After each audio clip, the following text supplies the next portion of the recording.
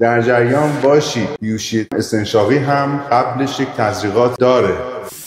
خب خیلی از دوستان از ما در مورد بیهوشی سوال میپرسن که اصلا استنشاقی چیه، تزریقی چیه. یه سری از دوستان میگن دکتر ما اصلا تزریقی نمیخوایم، فقط استنشاقی.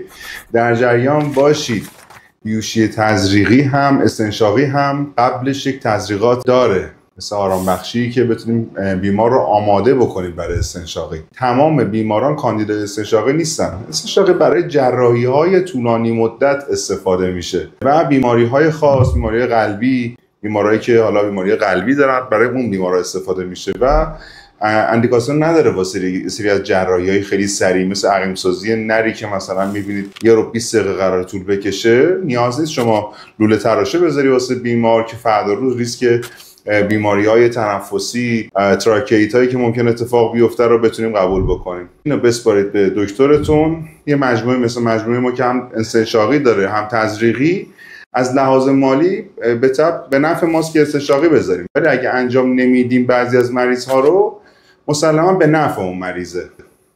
ممنونم.